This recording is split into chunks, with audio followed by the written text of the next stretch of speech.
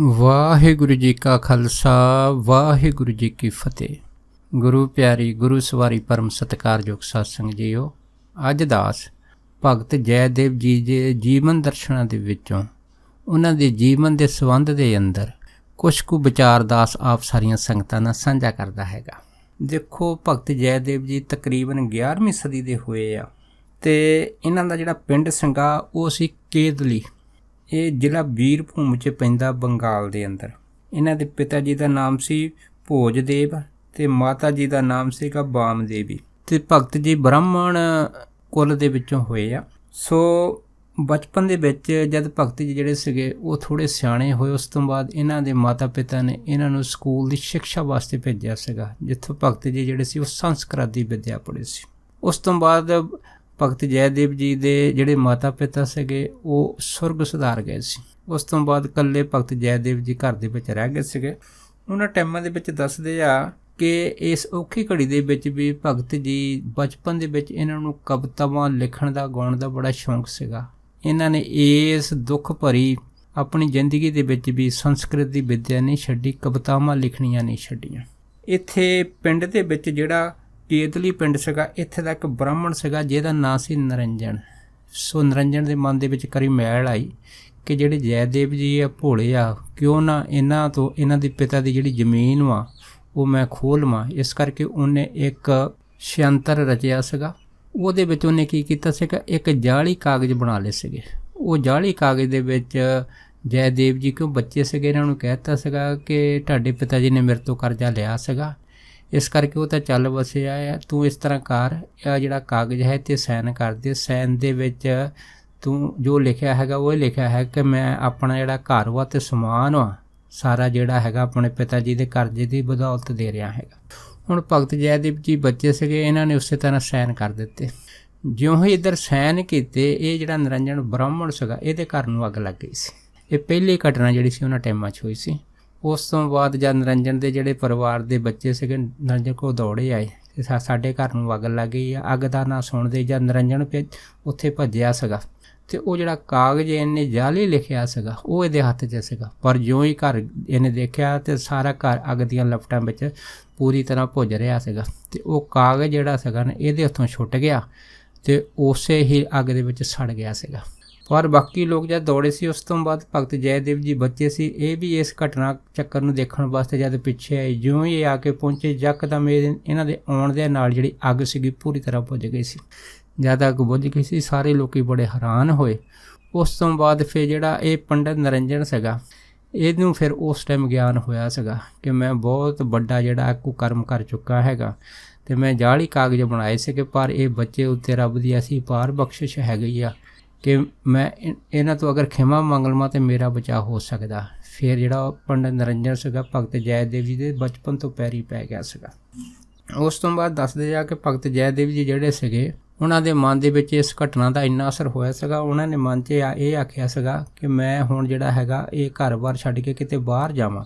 ਉਸ ਤੋਂ ਬਾਅਦ ਫਿਰ ਜਿਹੜੇ ਜੈਦੇਵ ਜੀ ਸੀਗੇ ਹੈ ਨਾ, ਇਹ ਉੱਥੋਂ ਬਾਹਰ ਚਲੇ ਗਏ ਸੀਗੇ। ਜਦ ਮਨ ਬਰਾਗ ਹੋਇਆ ਬਾਹਰ ਚਲੇ ਗਏ। ਬਾਹਰ ਜਾ ਕੇ ਇਹਨਾਂ ਨੇ ਜਿਹੜੀਆਂ ਕਵਿਤਾਵਾਂ ਰਚਣੀਆਂ ਸ਼ੁਰੂ ਕੀਤੀਆਂ ਅਤੇ ਇਹਨਾਂ ਕਵਿਤਾਵਾਂ ਨੂੰ ਇਹ ਆਪ ਗਾਉਂਦੇ ਹੁੰਦੇ ਸੀ। ਜਦ ਕਵਿਤਾਵਾਂ ਨੂੰ ਗਾਉਂਦੇ ਹੁੰਦੇ ਸੀ, ਲੋਕਾਂ ਦੀ ਭੀੜ ਜੁੜਦੀ ਸੀਗੀ ਅਤੇ ਇਹਨਾਂ ਦੀ ਪ੍ਰਸਿੱਧੀ ਇੰਨੀ ਹੋਈ ਆ ਕਿ ਇੱਕ ਵਾਰ ਉੱਥੇ ਦਾ ਰਾਜਾ ਜਿਹਦਾ ਨਾਂ ਸੀਗਾ ਲਛਮਣ ਸੈਨ, ਜਦ ਉਸ ਨੂੰ ਪਤਾ ਲੱਗਾ ਸੀਗਾ, ਉਸ ਨੇ ਫਿਰ ਆਪਣੇ ਸਿਪਾਹੀ ਭੇਜ ਕੇ ਭਗਤ ਜੈਦੇਵ ਜੀ ਨੂੰ ਆਪਣੇ ਰਾਜ ਦਰਬਾਰ 'ਚ ਬੁਲਾਇਆ ਸੀਗਾ। ਉਸ ਤੋਂ ਬਾਅਦ ਜਦ ਇਸ ਰਾਜੇ ਨੇ ਜੈਦੇਵ ਦੀਆਂ ਕਵਿਤਾਵਾਂ ਕਵਿਤ ਸੁਣੇ ਸੀਗੇ, ਉਹ ਇੰਨਾ ਪ੍ਰਭਾਵਿਤ ਹੋਇਆ ਸੀਗਾ, ਉਹਨੇ ਫਿਰ ਜੈਦੇਵ ਜੀ ਨੂੰ ਜਿਹੜੀ ਸੀ ਆਪਣੇ ਰਾਜ ਦੇ ਵਿੱਚ ਰਾਜ ਕਵੀ ਦੀ ਉਪਾਧੀ ਦੇ ਕੇ ਉੱਥੇ ਪੱਕਾ ਰੱਖ ਲਿਆ ਸੀਗਾ। ਫਿਰ ਕਾਫੀ ਸਮਾਂ ਹਨ ਭਗਤ ਜੈਦੇਵ ਜੀ ਇਸ ਰਾਜੇ ਦੇ ਪਾਸ ਰਹੇ ਆ। ਇੱਥੋਂ ਸੰਸਕ੍ਰਿਤ ਵਿੱਦਿਆ ਦੇ ਵਿੱਚ ਕਾਫੀ ਇਹਨਾਂ ਨੇ ਵਿਕਾਸ ਕੀਤਾ। ਉਸ ਤੋਂ ਬਾਅਦ ਫਿਰ ਇਹਨਾਂ ਦਾ ਮਨ ਜਿਹੜਾ ਸੀ ਅਚਾਟ ਹੋ ਗਿਆ ਸੀਗਾ। ਉਸ ਤੋਂ ਬਾਅਦ ਇਹਨਾਂ ਦੇ ਮਨ 'ਚ ਹੈ ਕਿ ਇੱਕ ਜਗ੍ਹਾ ਰਹਿਣ ਦੇ ਨਾਲ ਕਿਉਂ ਨਾ ਹੋਵੇ ਕਿ ਸੰਸਾਰ ਦੇ ਵਿੱਚ ਤੁਰ ਫਿਰ ਕੇ ਬਾਕੀ ਜਿਹੜੇ ਜੀਵ ਲੋਕੀਆਂ ਉਹਨਾਂ ਦੀ ਕਲਿਆਣ ਕੀਤੀ ਜਾਵੇ। ਉਸ ਤੋਂ ਬਾਅਦ ਭਗਤ ਜੈਦੇਵ ਜੀ ਜਿਹੜੇ ਸੀਗੇ ਇਹ ਜਗਨਨਾਥਪੁਰੀ ਇੱਧਰ ਨੂੰ ਨਿਕਲ ਗਏ ਸੀ। ਜਦ ਨਿਕਲੇ ਸੀਗੇ ਅਤੇ ਜਿਸ ਟਾਈਮ ਇਹ ਰਸਤੇ 'ਚ ਜਾ ਰਹੇ ਸੀ ਉਹਨਾਂ ਟਾਈਮਾਂ 'ਚ ਗਰਮੀ ਬੜੀ ਸੀ। ਇੱਕ ਵਾਰ ਦੱਸਦੇ ਆ ਕਿ ਗਰਮੀ ਦੇ ਵਿੱਚ ਜਦ ਇਹਨਾਂ ਦੇ ਪੈਰ ਵੀ ਸੁੱਜ ਗਏ ਸੀਗੇ ਅਤੇ ਪਿਆਸ ਦੇ ਨਾਲ ਵਿਆਕਲ ਸੀਗੇ, ਉਹਨਾਂ ਟਾਈਮਾਂ ਦੇ ਵਿੱਚ ਜਦੋਂ ਭਗਤ ਜੀ ਜਿਹੜੇ ਸੀਗੇ ਉਹ ਵਿਆਕਲ ਹੋ ਕੇ ਧਰਤੀ 'ਤੇ ਡਿੱਗੇ ਆ, ਉਸ ਟਾਈਮ ਇੱਕ ਸਾਂਵਲੇ ਰੰਗ ਦਾ ਇੱਕ ਬੱਚਾ ਆਇਆ, ਉਸ ਨੇ ਜੈਦੇਵ ਜੀ ਨੂੰ ਉਹਨਾਂ ਟਾਈਮਾਂ 'ਚ ਦੁੱਧ ਪਿਲਾਇਆ ਸੀਗਾ। ਜਦੋਂ ਜੈਦੇਵ ਜੀ ਨੇ ਉਸ ਸੁੰਦਰ ਬੱਚੇ ਦਾ ਜਿਹੜਾ ਰੂਪ ਦੇਖਿਆ ਸੀਗਾ, ਦੁੱਧ ਪੀ ਲਿਆ ਸੀਗਾ। ਦੁੱਧ ਪੀ ਕੇ ਜਿਉਂ ਹੀ ਉਹਨੂੰ ਬਰਤਨ ਫੜਾਉਣ ਲੱਗੇ ਤਾਂ ਉਹ ਬੱਚਾ ਉੱਥੋਂ ਗਾਇਬ ਹੋ ਗਿਆ ਸੀਗਾ। ਸੋ ਇਹ ਜਿਹੜੀ ਘਟਨਾ ਸੀ, ਇਹ ਜੈਦੇਵ ਜੀ ਦੀ ਜੀਵਨ ਦੀ ਜਿਹੜੀ ਸੀ ਅਗਲੀ ਇਸ ਅਦੁੱਤੀ ਘਟਨਾ ਸੀ। ਉਸ ਤੋਂ ਬਾਅਦ ਜੈਦੇਵ ਜੀ ਜਿਹੜੇ ਸੀਗੇ ਉਹਨਾਂ ਟਾਈਮਾਂ ਦੇ ਵਿੱਚ ਇਸ ਜਗਨਨਾਥਪੁਰੀ ਦੇ ਮੰਦਿਰ ਦੇ ਪਾਸ ਗਏ ਆ। ਉੱਥੇ ਇੱਕ ਬ੍ਰਿਕਸ਼ ਦੇ ਥੱਲੇ ਇਹਨਾਂ ਨੇ ਆਪਣਾ ਆਸਣ ਲਾਇਆ ਸੀਗਾ ਅਤੇ ਉੱਥੇ ਆਪਣੀਆਂ ਜਿਹੜੀਆਂ ਕਵਿਤਾਵਾਂ ਸੀਗੀਆਂ ਗਾਉਂਦੇ ਹੁੰਦੇ ਸੀ। ਆਲੇ ਦੁਆਲੇ ਦੀ ਸੰਗਤ ਜਦ ਲੰਘਦੀ ਹੁੰਦੀ ਸੀ ਇਹਨਾਂ ਨੂੰ ਸੁਣਦੀ ਹੁੰਦੀ ਸੀ ਅਤੇ ਸੁਣ ਕੇ ਬੜੀ ਝੂਮ ਉੱਠਦੀ ਸੀ, ਮਸਤ ਹੋ ਜਾਂਦੀ ਸੀ। ਸੋ ਇਸ ਤਰ੍ਹਾਂ ਜਿਹੜਾ ਸੀਗਾ ਇਹ ਸਿਲਸਿਲਾ ਉਹਨਾਂ ਟਾਈਮਾਂ ਦੇ ਵਿੱਚ ਚੱਲਦਾ ਰਿਹਾ। ਉਸ ਤੋਂ ਬਾਅਦ ਇੱਕ ਸੁਦੇਵ ਬ੍ਰਾਹਮਣ ਹੋਇਆ, ਉਹ ਵੀ ਇੱਕ ਵਾਰ ਜਿਹੜਾ ਸੀਗਾ ਭਗਤ ਜੈਦੇਵ ਜੀ ਦੀ ਕਵਿਤਾ ਸੁਣ ਕੇ ਇੰਨਾ ਪ੍ਰਭਾਵਿਤ ਹੋਇਆ ਕਿ ਉਸ ਦੀ ਇੱਕ ਲੜਕੀ ਸੀ ਜਿਹਦਾ ਨਾਂ ਸੀ ਪਦਮਾਵਤੀ। ਸੋ ਸੁਦੇਵ ਪੰਡਿਤ ਬ੍ਰਾਹਮਣ ਦੇ ਮਨ ਦੇ ਵਿੱਚ ਇਹ ਸੀਗਾ ਕਿ ਅਗਰ ਮੈਨੂੰ ਕੋਈ ਚੰਗਾ ਵਿਦਵਾਨ ਮਿਲ ਜਾਵੇ ਤਾਂ ਮੈਂ ਆਪਣੀ ਜਿਹੜੀ ਬੇਟੀ ਉਹਦੀ ਸ਼ਾਦੀ ਜਿਹੜੀ ਆ ਉਹਦੇ ਨਾਲ ਕਰ ਦਿਆਂ। ਸੋ ਉਹ ਸੁਦੇਵ ਬ੍ਰਾਹਮਣ ਦਾ ਜਿਹੜਾ ਖਿਆਲ ਸੀਗਾ ਹੁਣ ਭਗਤ ਜੈਦੇਵ ਜੀ ਦੇ ਉੱਤੇ ਪੂਰੀ ਤਰ੍ਹਾਂ ਕਾਗਰ ਹੋ ਗਿਆ, ਟਿਕ ਗਿਆ। ਉਹਨੇ ਮਨ 'ਚ ਫੈਸਲਾ ਕੀਤਾ ਕਿ ਮੈਂ ਆਪਣੀ ਬੇਟੀ ਪਦਮਾਵਤੀ ਦੀ ਸ਼ਾਦੀ ਜਿਹੜੀ ਇਹਨਾਂ ਨਾਲ ਕਰ ਦਿਆਂ। ਉਸ ਤੋਂ ਬਾਅਦ ਫਿਰ ਉਸ ਨੇ ਆਪਣੀ ਜਿਹੜੀ ਬੇਟੀ ਸੀ ਪਦਮਾਵਤੀ, ਉਹਦੀ ਸ਼ਾਦੀ ਜਿਹੜੀ ਸੀ ਭਗਤ ਜੈਦੇਵ ਜੀ ਦੇ ਨਾਲ ਉਹਨਾਂ ਟਾਈਮਾਂ ਦੇ ਵਿੱਚ ਕੀਤੀ ਸੀਗੀ। ਉਸ ਤੋਂ ਬਾਅਦ ਫਿਰ ਭਗਤ ਜੈਦੇਵ ਜੀ ਜਿਹੜੇ ਸੀਗੇ ਉਹ ਵਾਪਸ ਫਿਰ ਜਿਹੜੇ ਸੀਗੇ ਉਹ ਆਪਣੇ ਗ੍ਰਹਿਸਥ ਆਸ਼ਰਮ ਦੇ ਵਿੱਚ ਪ੍ਰਵੇਸ਼ ਕਰ ਗਏ ਸੀਗੇ। ਸੋ ਇੱਕ ਵਾਰ ਭਗਤ ਜੈਦੇਵ ਜੀ ਜੜ ਆਪਣੇ ਇਸ ਗ੍ਰਹਿਸਥ ਆਸ਼ਰਮ ਦੇ ਵਿੱਚ ਰਹਿੰਦੇ ਹੋਏ ਗੀਤ ਗੋਬਿੰਦ ਨਾਂ ਦਾ ਇੱਕ ਗ੍ਰੰਥ ਲਿਖ ਰਹੇ ਸੀ। ਉਹਨਾਂ ਟਾਈਮਾਂ ਦੇ ਵਿੱਚ ਭਗਤ ਜੀ ਨੇ ਜਦ 3 ਸਤਰਾਂ ਪੂਰੀਆਂ ਕੀਤੀਆਂ ਸੀ, ਇੱਕ ਅੱਧੀ ਸਤਰ ਰਹਿੰਦੀ ਸੀ, ਪਰ ਉਹ ਜਿਹੜੀ ਅੱਧੀ ਸਤਰ ਸੀਗੀ ਉਹ ਭਗਤ ਜੈਦੇਵ ਜੀ ਨੂੰ ਔੜਦੀ ਨਹੀਂ ਸੀ। ਉਹਨਾਂ ਟਾਈਮਾਂ ਦੇ ਵਿੱਚ ਜਦ ਔੜਦੀ ਨਹੀਂ ਸੀ, ਕਾਫੀ ਚਿਰ ਬੈਠੇ ਰਹੇ, ਪਰ ਉਹ ਜਿਹੜੀ ਸਤਰ ਸੀਗੀ ਇਹਨਾਂ ਨੂੰ ਫੁਰੇ ਨਾ, ਔੜੇ ਨਾ। ਉਸ ਟਾਈਮ ਇਹਨਾਂ ਦੀ ਜਿਹੜੀ ਘਰ ਵਾਲੀ ਸੀ ਪਦਮਾਵਤੀ ਜੀ, ਉਹਨਾਂ ਨੇ ਭਗਤ ਜੀ ਨੂੰ ਆਖਿਆ ਕਿ ਹੁਣ ਇਸ਼ਨਾਨ ਦਾ ਸਮਾਂ ਹੋ ਗਿਆ, ਤੁਸੀਂ ਜਾ ਕੇ ਬਾਹਰ ਇਸ਼ਨਾਨ ਕਰ ਲਓ, ਤਦ ਤੱਕ ਮੈਂ ਭੋਜਨ ਤਿਆਰ ਕਰਦੀ ਹਾਂ। ਅਤੇ ਭਗਤ ਜੀ ਕਹਿਣ ਲੱਗੇ ਵੀ ਕੋਈ ਗੱਲ ਨਹੀਂ ਗੀ, ਮੇਰੀ ਇੱਕ ਅੱਧੀ ਸਤਰ ਰਹਿੰਦੀ, ਮੈਂ ਪੂਰੀ ਕਰਕੇ ਜਾਵਾਂਗਾ। ਤਾਂ ਫਿਰ ਇਹਨਾਂ ਦੀ ਜਿਹੜੀ ਘਰ ਵਾਲੀ ਪਦਮਾਵਤੀ ਸੀ ਉਹਨੇ ਆਖਿਆ ਕੋਈ ਗੱਲ ਨਹੀਂ, ਤੁਸੀਂ ਇਸ਼ਨਾਨ ਕਰਕੇ ਆ ਜਾਓ, ਬਾਅਦ ਦੇ ਵਿੱਚ ਪੂਰੀ ਕਰ ਲਓ। ਉਸ ਤੋਂ ਬਾਅਦ ਜਦ ਭਗਤ ਜੀ ਜਿਹੜੇ ਸੀਗੇ ਉਹ ਇਸ਼ਨਾਨ ਕਰਨ ਚਲੇ ਗਏ ਆ, ਉਸ ਟਾਈਮ ਦੱਸਦੇ ਆ ਕਿ ਆਪ ਭਗਵਾਨ ਅਕਾਲ ਪੁਰਖ ਨੇ ਭਗਤ ਜੈਦੇਵ ਜੀ ਦਾ ਰੂਪ ਧਾਰ ਕੇ ਇਹਨਾਂ ਦੇ ਘਰ 'ਤੇ ਪ੍ਰਵੇਸ਼ ਕੀਤਾ। ਜਦ ਪ੍ਰਵੇਸ਼ ਕੀਤਾ ਤਾਂ ਪਦਮਾਵਤੀ ਜੀ ਨੇ ਜਦ ਇਸ ਵੇਸ ਦੇ ਵਿੱਚ ਭਗਵਾਨ ਜੀ ਨੂੰ ਤੱਕਿਆ ਸੀਗਾ ਤਾਂ ਉਹਨੇ ਆਖਿਆ ਸੀਗਾ ਕਿ ਤੁਸੀਂ ਇਸ਼ਨਾਨ ਕਰਨ ਨਹੀਂ ਗਏ, ਰਸਤੇ 'ਚ ਕਿਵੇਂ ਮੁੜੇ ਆ? ਤਾਂ ਫਿਰ ਭਗਵਾਨ ਨੇ ਇਹਨਾਂ ਦੀ ਪਤਨੀ ਨੂੰ ਦੱਸਿਆ ਸੀਗਾ ਕਿ ਉਹ ਸਤਰ ਮੈਨੂੰ ਯਾਦ ਆ ਗਈ ਸੀ ਅਤੇ ਮੈਂ ਸੋਚਿਆ ਵੀ ਚਲੋ ਪਹਿਲਾਂ ਲਿਖਦੇ ਹਾਂ, ਬਾਕੀ ਕੰਮ ਬਾਅਦ 'ਚ ਕਰਦੇ ਹਾਂ। ਫਿਰ ਭਗਵਾਨ ਨੇ ਆਪ ਜੈਦੇਵ ਜੀ ਦੇ ਰੂਪ ਦੇ ਵਿੱਚ ਆਪ ਕਲਮ ਫੜ ਕੇ ਉਹ ਜਿਹੜੀ ਗੀਤ ਗੋਬਿੰਦ ਦੀ ਅੱਧੀ ਸਤਰ ਸੀਗੀ ਉਸ ਨੂੰ ਪੂਰਾ ਕੀਤਾ ਸੀਗਾ। ਜਦ ਪੂਰਾ ਕੀਤਾ ਫਿਰ ਪਦਮਾਵਤੀ ਨੂੰ ਇਸ ਗੱਲ ਦਾ ਕੋਈ ਪਤਾ ਨਹੀਂ ਲੱਗਾ ਕਿ ਜਿਹੜੇ ਅਸਲੀ ਜੈਦੇਵ ਤਾਂ ਉਹ ਤਾਂ ਇਸ਼ਨਾਨ ਕਰਨ ਗਏ ਆ, ਪਰ ਉਹਨਾਂ ਦੀ ਜਗ੍ਹਾ ਰੂਪ ਧਰ ਕੇ ਆਪ ਭਗਵਾਨ ਆ ਕੇ ਉਹ ਸਤਰ ਪੂਰੀ ਕਰ ਰਹੇ ਆ। ਉਸ ਤੋਂ ਬਾਅਦ ਫਿਰ ਜਿਹੜੀ ਪਦਮਾਵਤੀ ਸੀਗੀ ਜਦੋਂ ਉਹ ਪ੍ਰਸ਼ਾਦਾ ਲੈ ਕੇ ਇਹਨੇ ਕੀ ਦੇਖਿਆ ਕਿ ਭਗਤ ਜਿਹੜੇ ਸੀਗੇ ਜੈਦੇਵ ਦੇ ਰੂਪ ਦੇ ਵਿੱਚ ਭਗਵਾਨ ਬੈਠੇ ਸੀਗੇ ਉੱਥੋਂ ਗਾਇਬ ਹੋ ਚੁੱਕੇ ਸੀ। ਪਰ ਉੱਧਰੋਂ ਜੈਦੇਵ ਜੀ ਇਸ਼ਨਾਨ ਕਰਕੇ ਆਏ ਆ ਤਾਂ ਫਿਰ ਪਦਮਾਵਤੀ ਜਿਹੜੀ ਸੀ ਉਹਨਾਂ ਨੂੰ ਕਹਿਣ ਲੱਗੀ ਕਿ ਤੁਸੀਂ ਪਹਿਲਾਂ ਮੁੜੇ ਆਏ ਸੀਗੇ, ਸਤਰ ਪੂਰੀ ਕਰ ਆਏ ਸੀਗੇ, ਅਤੇ ਹੁਣ ਤੁਸੀਂ ਫਿਰ ਕਿਵੇਂ ਯਕਦਮ ਉੱਥੋਂ ਇਸ਼ਨਾਨ ਕਰਕੇ ਇੱਥੇ ਪਹੁੰਚ ਗਏ ਆ? ਪਰ ਜੈਦੇਵ ਜੀ ਨੇ ਆਖਿਆ ਸੀਗਾ ਕਿ ਮੈਂ ਤਾਂ ਵਾਪਸ ਨਹੀਂ, ਮੈਂ ਤਾਂ ਇਸ਼ਨਾਨ ਕਰਕੇ ਆਇਆ ਹੈਗਾ। ਪਰ ਉਸ ਤੋਂ ਬਾਅਦ ਫਿਰ ਇਹਨਾਂ ਦੀ ਘਰ ਵਾਲੀ ਪਦਮਾਵਤੀ ਨੇ ਦੱਸਿਆ ਸੀਗਾ ਕਿ ਤੁਸੀਂ ਵਾਪਸ ਆਏ ਸੀ, ਤੁਸੀਂ ਆਪਣੀ ਸਤਰ ਜਿਹੜੀ ਸੀ ਉਹ ਗੋਬਿੰਦ ਗੀਤ ਦੀ ਉਹ ਇੱਥੇ ਪੂਰੀ ਕਰਕੇ ਲਿਖ ਕੇ ਚਲੇ ਗਏ ਆ। ਫਿਰ ਜਦ ਭਗਤ ਜੈਦੇਵ ਜੀ ਨੇ ਉਹ ਗ੍ਰੰਥ ਦੇਖਿਆ ਸੀਗਾ ਅਤੇ ਉਹ ਸਤਰ ਉਹਦੇ ਵਿੱਚ ਪੂਰੀ ਜਿਹੜੀ ਲਿਖੀ ਗਈ ਸੀ ਅਤੇ ਉਸ ਨੂੰ ਪੜ੍ਹ ਕੇ ਗਦਗਦ ਹੋ ਗਿਆ ਸੀ। ਉਸ ਤੋਂ ਬਾਅਦ ਅਗਲੇ ਦਿਨ ਜਦ ਭਗਤ ਜੈਦੇਵ ਜੀ ਜਿਹੜੇ ਸੀਗੇ ਉਹ ਬਾਹਰ ਘੁੰਮਣ ਗਏ ਤਾਂ ਉਹਨੇ ਕੀ ਦੇਖਿਆ ਕਿ ਇੱਕ ਬ੍ਰਿਕਸ਼ ਜਿਹੜਾ ਸੀ ਅਚਰਜ ਦੇਖਿਆ ਅਤੇ ਉਸ ਬ੍ਰਿਕਸ਼ ਦੇ ਪੱਤੇ ਪੱਤੇ ਉੱਤੇ ਜੈਦੇਵ ਦਾ ਸੰਪੂਰਨ ਗ੍ਰੰਥ ਜਿਹੜਾ ਸੀਗਾ ਉਹ ਲਿਖਿਆ ਹੋਇਆ ਸੀਗਾ। ਇਸ ਤਰ੍ਹਾਂ ਜੈਦੇਵ ਜੀ ਦੇ ਜੀਵਨ ਦੇ ਵਿੱਚ ਆਪ ਪਰਮੇਸ਼ਰ ਨੇ ਜੈਦੇਵ ਜੀ ਦੀ ਉਹਨਾਂ ਟਾਈਮਾਂ ਦੇ ਵਿੱਚ ਉਪਮਾ ਕਰਾਈ ਸੀ ਤਾਂ ਆਪਣੇ ਅੰਗ ਸੰਗ ਹੋਣ ਦੇ ਸਾਰੇ ਜਿਹੜੇ ਉਹ ਸਬੂਤ ਸੀਗੇ ਉਹ ਭਗਤ ਜੈਦੇਵ ਜੀ ਨੂੰ ਉਹਨਾਂ ਟਾਈਮਾਂ ਦੇ ਵਿੱਚ ਦਿੱਤੇ ਸੀਗੇ। ਇਸ ਤਰ੍ਹਾਂ ਜਦ ਇਹ ਗ੍ਰੰਥ ਜਿਹੜਾ ਸੀਗਾ ਪੂਰਾ ਹੋ ਗਿਆ ਸੀਗਾ, ਉਸ ਤੋਂ ਬਾਅਦ ਦੱਸਦੇ ਆ ਕਿ ਇਸ ਗ੍ਰੰਥ ਦੀ ਸ਼ੋਭਾ ਇੰਨੀ ਵਧੀ ਸੀਗੀ ਕਿ ਉਸ ਟਾਈਮ ਇਹ ਜਿਹੜਾ ਗ੍ਰੰਥ ਸੀਗਾ ਬੱਚੇ ਦੀ ਜਵਾਨੀ ਜਿਹੜਾ ਸੀਗਾ ਉਹ ਚੜ੍ਹ ਗਿਆ ਸੀਗਾ। ਅਤੇ ਇਸ ਗ੍ਰੰਥ ਦੀ ਜਿਹੜੀ ਸੀਗੀ ਉਹ ਮਹਿਮਾ ਉਹਨਾਂ ਟਾਈਮਾਂ ਦੇ ਵਿੱਚ ਜਗਨਨਾਥਪੁਰੀ ਦੇ ਜਿਹੜਾ ਮੰਦਿਰ ਸੀਗਾ ਉਹਦੇ ਵਿੱਚ ਵੀ ਪੰਡਤਾਂ ਵੱਲੋਂ ਗਾਈ ਜਾਣ ਲੱਗੀ ਸੀਗੀ। ਜਦ ਇੰਨੀ ਮਹਿਮਾ ਹੋ ਗਈ ਸੀਗੀ ਤਾਂ ਉਸ ਤੋਂ ਬਾਅਦ ਫਿਰ ਉੱਥੇ ਦਾ ਜਿਹੜਾ ਰਾਜਾ ਸੀਗਾ ਉਹਦੇ ਮਨ ਦੇ ਪ੍ਰਤੀ ਜੈਦੇਵ ਜੀ ਦੇ ਇਸ ਗ੍ਰੰਥ ਦੇ ਪ੍ਰਤੀ ਈਰਖਾ ਹੋਈ ਸੀ। ਉਹਨੇ ਮਨ 'ਚ ਸੋਚਿਆ ਹੈ ਕਿ ਇੱਕ ਗਰੀਬ ਬ੍ਰਾਹਮਣ ਹੈਗਾ ਅਤੇ ਜਿਹਦੀ ਇੱਕ ਗ੍ਰੰਥ ਗੀਤ ਗੋਬਿੰਦ ਹੈ, ਇਹਦੀ ਜਿਹੜੀ ਪ੍ਰਸਿੱਧੀ ਆ ਬਹੁਤ ਜ਼ਿਆਦਾ ਹੈਗੀ ਆ, ਅਤੇ ਇਸ ਪ੍ਰਸਿੱਧੀ ਨੂੰ ਘੱਟ ਕਰਨ ਵਾਸਤੇ ਉਸ ਰਾਜੇ ਨੇ ਜਿਹੜਾ ਇਹ ਆਖਿਆ ਸੀਗਾ ਕਿ ਮੈਂ ਵੀ ਇੱਕ ਗੀਤ ਗੋਬਿੰਦ ਗ੍ਰੰਥ ਲਿਖਾਂਗਾ ਅਤੇ ਮੈਂ ਉਸ ਨੂੰ ਪ੍ਰਚਾਰੂੰਗਾ ਅਤੇ ਜੈਦੇਵ ਜੀ ਦਾ ਜਿਹੜਾ ਗ੍ਰੰਥ ਆ ਉਸ ਦੀ ਮਹਿਮਾ ਨੂੰ ਘੱਟ ਕਰ ਦਊਂਗਾ। ਇਸ ਕਰਕੇ ਉਸ ਰਾਜੇ ਨੇ ਇੱਕ ਈਰਖਾਵਸ ਹੋ ਕੇ ਇੱਕ ਗੀਤ ਗੋਬਿੰਦ ਗ੍ਰੰਥ ਲਿਖਿਆ ਸੀਗਾ। ਫਿਰ ਉਹਨੇ ਇਹ ਗ੍ਰੰਥ ਲਿਖ ਕੇ ਪੰਡਤਾਂ ਨੂੰ ਆਖਿਆ ਸੀਗਾ ਕਿ ਮੇਰੇ ਇਸ ਗ੍ਰੰਥ ਦਾ ਪ੍ਰਚਾਰ ਕਰੋ। ਪਰ ਜਿਹੜੇ ਪੁਜਾਰੀ ਸੀ ਜਾਂ ਹੋਰ ਸੰਗਤ ਸੀ ਉਹ ਕਹਿਣ ਲੱਗੇ ਕਿ ਰਾਜਾ ਇਹ ਕਿਵੇਂ ਹੋ ਸਕਦਾ ਹੈਗਾ, ਇਹ ਜਿਹੜਾ ਗ੍ਰੰਥ ਹੈਗਾ ਇਹ ਤਾਂ ਗੀਤ ਗੋਬਿੰਦ ਭਗਵਾਨ ਨੇ ਖੁਦ ਲਿਖਿਆ ਹੈ, ਤੁਸੀਂ ਆਪਣਾ ਗ੍ਰੰਥ ਈਰਖਾਵਸ ਲਿਖ ਕੇ ਅਸੀਂ ਕਿਵੇਂ ਉਸ ਦਾ ਪ੍ਰਚਾਰ ਕਰ ਸਕਦੇ ਹਾਂ। ਪਰ ਰਾਜਾ ਕਹਿਣ ਲੱਗਾ ਕਿ ਮੈਂ ਇਸ ਰਾਜ ਦਾ ਮਾਲਕ ਹੈਗਾ, ਮੈਂ ਰਾਜਾ ਹੈਗਾ, ਮੇਰੇ ਪਾਸ ਧਨ ਦੌਲਤ ਫੌਜਾਂ ਹੈਗੀਆਂ, ਇਸ ਕਰਕੇ ਮੇਰੇ ਹੁਕਮ ਦੀ ਪਾਲਣਾ ਤੁਰੰਤ ਕੀਤੀ ਜਾਵੇ। ਜਦ ਉਸਨੇ ਇਹ ਸਖਤ ਆਦੇਸ਼ ਜਿਹੜਾ ਸੀਗਾ ਪੁਜਾਰੀਆਂ ਨੂੰ ਦਿੱਤਾ ਸੀਗਾ, ਫਿਰ ਪੁਜਾਰੀਆਂ ਨੇ ਰਾਜੇ ਨੂੰ ਸਮਝਾਇਆ ਸੀਗਾ ਕਿ ਦੇਖੋ ਤੇਰਾ ਗ੍ਰੰਥ ਅਤੇ ਜੈਦੇਵ ਜੀ ਦੇ ਗ੍ਰੰਥ ਨੂੰ ਅਸੀਂ ਇਸ ਤਰ੍ਹਾਂ ਕਰਦੇ ਹਾਂ, ਮੰਦਰ 'ਚ ਰੱਖ ਦਿੰਦੇ ਹਾਂ। ਅਗਰ ਭਗਵਾਨ ਜਿਸ ਗ੍ਰੰਥ ਨੂੰ ਮਨਜ਼ੂਰ ਕਰ ਲੈਣਗੇ ਉਹ ਗ੍ਰੰਥ ਮੰਦਰ 'ਚ ਰਹੂਗਾ, ਦੂਜਾ ਜਿਹੜਾ ਗ੍ਰੰਥ ਉਹ ਬਾਹਰ ਆ ਜਾਊਗਾ। ਸੋ ਉਸ ਟਾਈਮ ਫਿਰ ਰਾਜੇ ਨੇ ਜਿਹੜੀ ਸੀ ਇਹ ਸ਼ਰਤ ਕਬੂਲ ਕੀਤੀ ਸੀ। ਫਿਰ ਦੱਸਦੇ ਆ ਕਿ ਇਸ ਸ਼ਰਤ ਦੇ ਵਿੱਚ ਜਿਹੜਾ ਰਾਜੇ ਦਾ ਗ੍ਰੰਥ ਸੀਗਾ ਉਹ ਬਾਹਰ ਸੁੱਟ ਦਿੱਤਾ ਸੀਗਾ ਅਤੇ ਭਗਤ ਜੈਦ ਜੀ ਦੇ ਜਿਹੜਾ ਗ੍ਰੰਥ ਸੀਗਾ ਉਹ ਮੰਦਰ ਦੇ ਵਿੱਚ ਕਬੂਲ ਪਾਇਆ ਗਿਆ ਸੀ, ਜਿਸ ਕਰਕੇ ਫਿਰ ਇਹ ਜਿਹੜਾ ਰਾਜਾ ਸੀ ਇਹਨੂੰ ਬਹੁਤ ਸ਼ਰਮਿੰਦਗੀ ਹੋਈ ਸੀ ਉਹਨਾਂ ਟਾਈਮਾਂ ਦੇ ਵਿੱਚ। ਇਸ ਤਰ੍ਹਾਂ ਫਿਰ ਭਗਤ ਜੈਦੇਵ ਜੀ ਜਿਹੜੀ ਸੀ ਮਹਿਮਾ ਹੋਰ ਵੀ ਜਿਹੜੀ ਸੀ ਉਹ ਸਾਰੇ ਪਾਸੇ ਵਧਣ ਲੱਗੀ ਸੀ। ਜਦ ਵਧਣ ਲੱਗੀ ਸੀ ਉਸ ਤੋਂ ਬਾਅਦ ਫਿਰ ਜੈਦੇਵ ਜੀਵਨ ਦੀ ਇੱਕ ਐਸੀ ਘਟਨਾ ਆਈ ਆ ਜਿਸ ਘਟਨਾ ਜਿਹੜਾ ਸੀ ਉਹ ਤਰਥੱਲ ਮਚਾ ਕੇ ਰੱਖ ਦਿੱਤਾ ਸੀ। ਦੱਸਦੇ ਆ ਜਿਹੜੇ ਜੈਦੇਵ ਜੀ ਸੀ ਇਹਨਾਂ ਦੇ ਵਿੱਚ ਹਉਮੈ ਨਾਂ ਦੀ ਕੋਈ ਅੰਸ਼ ਤੱਕ ਨਹੀਂ ਸੀਗਾ। ਇੱਕ ਵਾਰ ਜਦ ਜਾ ਰਹੇ ਸੀ ਤਾਂ ਕਿਸੇ ਪ੍ਰੇਮੀ ਨੇ ਜੈਦੇਵ ਜੀ ਦੇ ਪਾਸ ਬਹੁਤ ਸਾਰਾ ਜਿਹੜਾ ਰੁਪਈਆ ਧਨ ਦੌਲਤ ਜਬਰੀ ਦੇ ਦਿੱਤਾ ਸੀਗਾ। ਜਦ ਇਹ ਜਿਹੜਾ ਜਬਰੀ ਪੈਸਾ ਬੰਨਿਆ ਸੀਗਾ ਅਤੇ ਇਸ ਪੈਸੇ ਦੇ ਪਿੱਛੇ ਉਹਨਾਂ ਟਾਈਮਾਂ ਦੇ ਵਿੱਚ ਕੁਛ ਲਟੇਰੇ ਡਾਕੂ ਜੈਦੇਵ ਜੀ ਦੇ ਪਿੱਛੇ ਲੱਗ ਗਏ ਸੀ। ਜਦ ਜੈਦੇਵ ਜੀ ਇਕਾਂਤ ਵਿੱਚ ਜਾ ਰਹੇ ਸੀ ਉਹਨਾਂ ਡਾਕੂਆਂ ਨੇ ਮੌਕਾ ਦੇਖ ਕੇ ਜੈਦੇਵ ਨੂੰ ਆਖਿਆ ਸੀਗਾ ਕਿ ਜਿੰਨਾ ਜਿਹੜਾ ਧਨ ਦੌਲਤ ਹੈਗਾ ਉਹ ਸਾਨੂੰ ਦੇ ਦੇ। ਜੈਦੇਵ ਜੀ ਨੇ ਉਹ ਜਿਹੜਾ ਧਨ ਦੌਲਤ ਸੀਗਾ ਉਹ ਸਾਰੇ ਡਾਕੂਆਂ ਨੂੰ ਬੜੇ ਆਰਾਮ ਦੇ ਨਾਲ ਦੇ ਦਿੱਤਾ ਸੀ। ਜਦ ਡਾਕੂ ਨੂੰ ਆਰਾਮ ਨਾਲ ਦੇ ਦਿੱਤਾ ਸੀ ਅਤੇ ਜਿਹੜੇ ਡਾਕੂ ਸੀਗੇ ਉਹਨਾਂ ਦੇ ਮਨ ਦੇ ਵਿੱਚ ਆਇਆ ਕਿ ਇਹ ਰਾਜੇ ਦਾ ਖਾਸ ਬੰਦਾ ਹੈਗਾ ਅਤੇ ਅਗਰ ਅਸੀਂ ਇਸ ਨੂੰ ਜਿੰਦਾ ਛੱਡ ਦਈਏ ਅਤੇ ਇਹ ਸਾਨੂੰ ਰਾਜੇ ਕੋਲ ਮਰਾ ਵੀ ਸਕਦਾ ਹੈਗਾ। ਪਰ ਉਹ ਜਿਹੜੇ ਡਾਕੂ ਸੀਗੇ ਉਹਨਾਂ ਨੇ ਸਲਾਹ ਕੀਤੀ ਕਿ ਇਸ ਨੂੰ ਮਾਰੀਏ ਜਾਂ ਇਹਦਾ ਅੰਗ ਕੱਟ ਕੇ ਸੁੱਟ ਦਈਏ। ਕਰਦੇ ਕਰਦੇ ਉਹਨਾਂ ਡਾਕੂਆਂ ਦੇ ਵਿੱਚ ਇੱਕ ਸਲਾਹ ਹੋਈ ਕਿ ਇਸ ਜੈਦੇਵ ਦੇ ਦੋਨੇ ਹੱਥ ਕੱਟ ਦਿੱਤੇ ਜਾਣ। ਫਿਰ ਉਹਨਾਂ ਡਾਕੂਆਂ ਨੇ ਜੈਦੇਵ ਜੀ ਦੇ ਦੋਨੇ ਹੱਥ ਕੱਟ ਕੇ ਅਤੇ ਇਹਨਾਂ ਨੂੰ ਇੱਕ ਅੰਨੇ ਖੂਹ ਦੇ ਵਿੱਚ ਸੁੱਟ ਦਿੱਤਾ ਸੀਗਾ ਅਤੇ ਆਪ ਉਹ ਧਨ ਲੈ ਕੇ ਫਰਾਰ ਹੋ ਗਏ ਸੀਗੇ। ਉਸ ਤੋਂ ਬਾਅਦ ਦੱਸਦੇ ਆ ਕਿ ਨੇਕ ਨੀਤੀ ਦੇ ਨਾਲ ਉਹਨਾਂ ਟਾਈਮਾਂ ਦੇ ਵਿੱਚ ਜੈਦੇਵ ਜੀ ਜਿਸ ਖੂਹ 'ਚ ਡਿੱਗੇ ਸੀਗੇ ਉੱਥੇ ਦਾ ਇੱਕ ਰਾਜਾ ਜਿਹਦਾ ਨਾਮ ਲਛਮਣ ਸੈਨ ਸੀਗਾ ਉਹ ਸ਼ਿਕਾਰ ਖੇਡਦਾ ਆਇਆ ਅਤੇ ਉਹਨੇ ਉਸ ਖੂਹ ਦੇ ਵਿੱਚ ਰੱਬੀ ਕਲਾਮ ਜਦ ਸੁਣਿਆ ਸੀਗਾ, ਜਦ ਉਹਨੇ ਖੂਹ 'ਚ ਨਿਗਾਹ ਮਾਰੀ ਕੀ ਦੇਖਿਆ, ਕੋਈ ਰੱਬ ਦਾ ਪਿਆਰਾ ਖੂਹ ਦੇ ਵਿੱਚ ਪਰਮਾਤਮਾ ਦੀ ਉਸਤਤ ਕਰ ਰਿਹਾ ਸੀ, ਬਾਣੀ ਪੜ੍ਹ ਰਿਹਾ ਸੀਗਾ।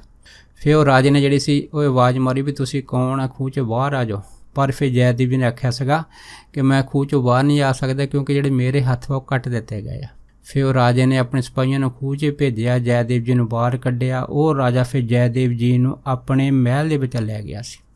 ਸੋ ਉਸ ਰਾਜੇ ਨੇ ਫਿਰ ਜੈਦੇਵ ਜੀ ਨੂੰ ਪਛਾਣਿਆ ਸੀਗਾ ਅਤੇ ਇਹ ਸੋਚਿਆ ਸੀਗਾ ਕਿ ਐਡੇ ਵੱਡੇ ਕਵੀ ਸਾਧੂ ਸੰਤ ਹੈਗੇ ਅਤੇ ਇਹਨਾਂ ਨੇ ਗੀਤ ਗੋਬਿੰਦ ਗ੍ਰੰਥ ਲਿਖਿਆ ਹੈਗਾ ਜਿਹਦੇ ਵਿੱਚ ਪਰਮੇਸ਼ਰ ਨੇ ਆਪ ਸੁਧ ਕਰਕੇ ਇਸ ਗ੍ਰੰਥ ਨੂੰ ਪੂਰਾ ਕੀਤਾ ਹੈਗਾ। ਫਿਰ ਉਹ ਜਿਹੜਾ ਰਾਜਾ ਸੀਗਾ ਉਹ ਜੈਦੇਵ ਜੀ ਦਾ ਵੱਡਾ ਸ਼ਰਧਾਲੂ ਬਣ ਗਿਆ ਸੀਗਾ। ਉਸਨੇ ਜੈਦੇਵ ਜੀ ਦੇ ਵਾਸਤੇ ਇੱਕ ਸੁੰਦਰ ਕੁਟੀਆ ਜਿਹੜੀ ਸੀ ਉਹ ਬਣਾ ਦਿੱਤੀ ਸੀ। ਉਹਦੇ ਵਿੱਚ ਆਪਣੇ ਪੱਕੇ ਸੇਵਕ ਲਾਏ ਸੀ ਕਿ ਜਦ ਤੱਕ ਭਗਤ ਜੀ ਦੇ ਜਿਹੜੇ ਹੱਥ ਆ ਉਹਨਾਂ ਦੇ ਜ਼ਖਮ ਸਹੀ ਨਹੀਂ ਹੋ ਜਾਂਦੇ ਤਦ ਤੱਕ ਤੁਸੀਂ ਉਹਨਾਂ ਦੀ ਸੇਵਾ ਕਰਨੀ।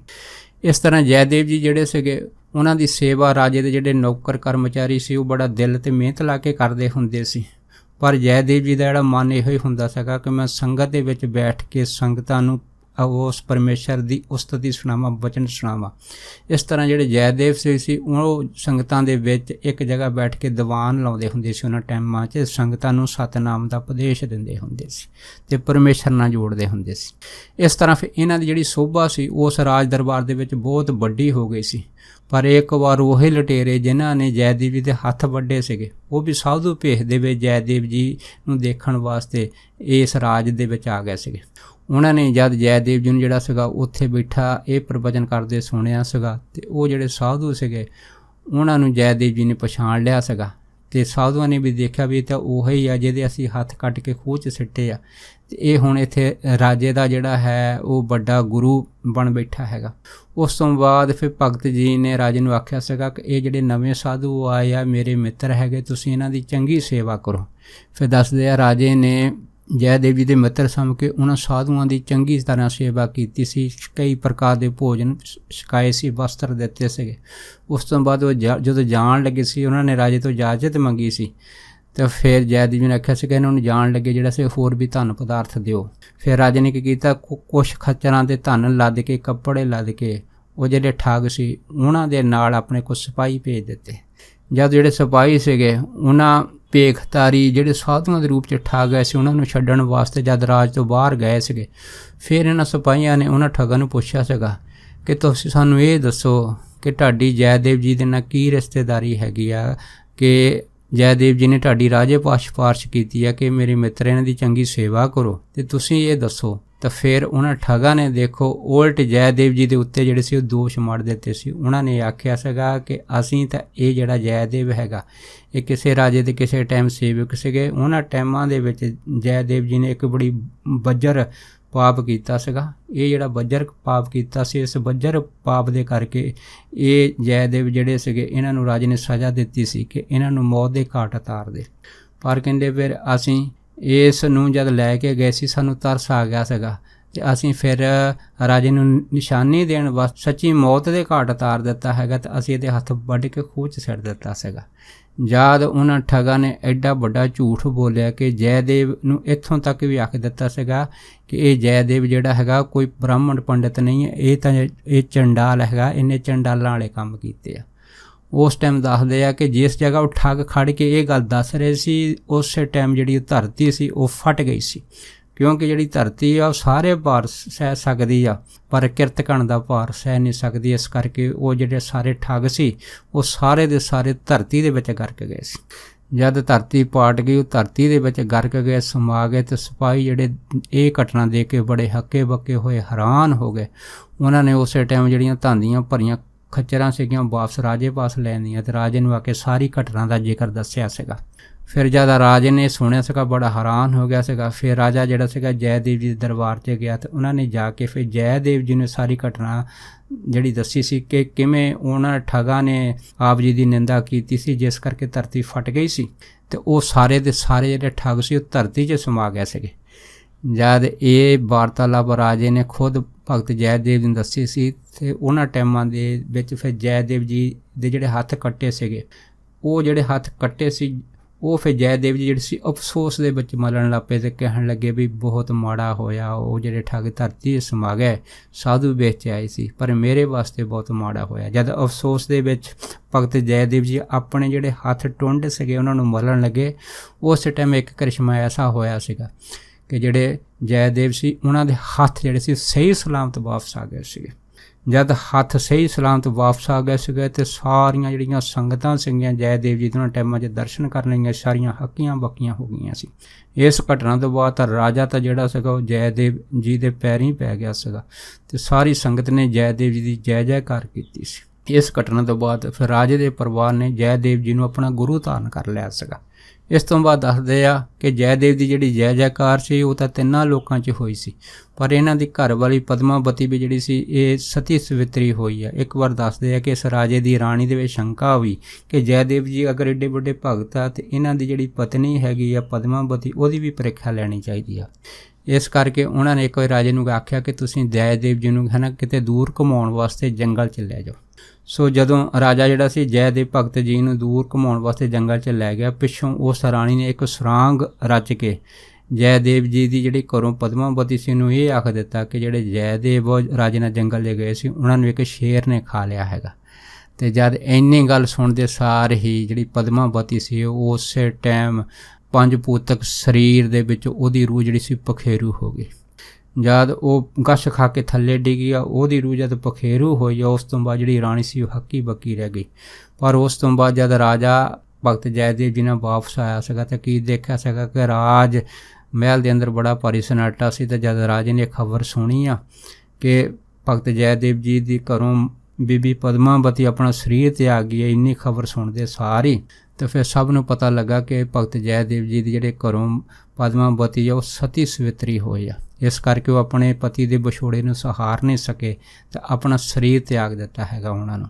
ਪਰ ਉਸ ਤੋਂ ਬਾਅਦ ਫਿਰ ਰਾਜੇ ਨੇ ਜਿਹੜੇ ਸੀ ਆਪਣੀ ਰਾਣੀ ਨੂੰ ਇਹ ਕਿਹਾ ਸੀਗਾ ਕਿ ਇਹ ਤੂੰ ਇੱਕ ਬਹੁਤ ਵੱਡੀ ਭਗਤਨੀ ਸਤੀ ਸਵਿਤਰੀ ਦੀ ਪ੍ਰੀਖਿਆ ਲਈ ਆ ਅਤੇ ਇਹਦੇ ਪ੍ਰਾਣ ਸਰੀਰ 'ਚੋਂ ਪਖੇਰੂ ਹੋ ਗਿਆ, ਇਹ ਜਿਹੜਾ ਪਾਪ ਹੈਗਾ ਇਹ ਹੁਣ ਧੋਤਾ ਨਹੀਂ ਜਾਣਾ ਹੈਗਾ ਅਤੇ ਇਹ ਕਈ ਪੀੜ੍ਹੀਆਂ ਤੱਕ ਰਹੂਗਾ। ਉਸ ਤੋਂ ਬਾਅਦ ਫਿਰ ਜਦ ਰਾਜੇ ਨੇ ਰਾਣੀ ਨੇ ਭਗਤ ਜੈਦੇਵ ਦੇ ਚਰਨਾਂ ਦੇ ਵਿੱਚ ਵਾਰ-ਵਾਰ ਇਹ ਬੇਨਤੀਆਂ ਕੀਤੀਆਂ ਕਿ ਇਹ ਜਿਹੜਾ ਕਲੰਕੋ ਹੈਗਾ ਇਹ ਸਾਡੇ ਤੋਂ ਜਿਹੜਾ ਹੋ ਗਿਆ ਹੈਗਾ ਇਸੇ ਹੀ ਇਸ ਰਾਣੀ ਦੀ ਵਜ੍ਹਾ ਕਰਕੇ ਕਿਰਪਾ ਕਰੋ ਕਿ ਸਾਨੂੰ ਇਸ ਕਲੰਕ ਤੋਂ ਮੁਕਤ ਕਰਾ ਦਿਓ।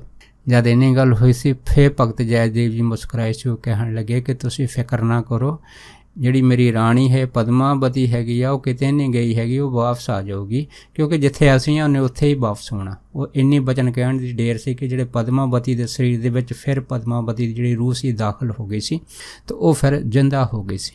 ਇਸ ਤਰ੍ਹਾਂ ਭਗਤ ਜੈਦੇਵ ਜੀ ਦੀ ਜਿਹੜੀ ਦੁਬਾਰਾ ਫਿਰ ਮੁੜ ਕੇ ਜੈ ਜੈਕਾਰ ਸਾਰੇ ਸੰਸਾਰ 'ਚ ਹੋਈ ਆ। ਸੋ ਦਾਸ ਭਗਤ ਜੈਦੇਵ ਜੀ ਦੇ ਇੰਨੇ ਹੀ ਪ੍ਰਵਚਨ ਆਪ ਸਾਰੀਆਂ ਸੰਗਤਾਂ ਨਾਲ ਸਾਂਝਾ ਕਰਦਾ ਹੋਇਆ ਖੇਮਾ ਦਾ ਜਾ ਚੁੱਕਾ ਜੀ। ਹੋਈਆਂ ਬੇਅੰਤ ਭੁੱਲਾਂ ਚੁੱਕਾਂ ਦੀ ਖੇਮਾ ਬਖਸ਼ਣੀ, ਸੋ ਫਤਿਹ ਬੁਲਾਓ। ਵਾਹਿਗੁਰੂ ਜੀ ਕਾ ਖਾਲਸਾ, ਵਾਹਿਗੁਰੂ ਜੀ ਕੀ ਫਤਿਹ।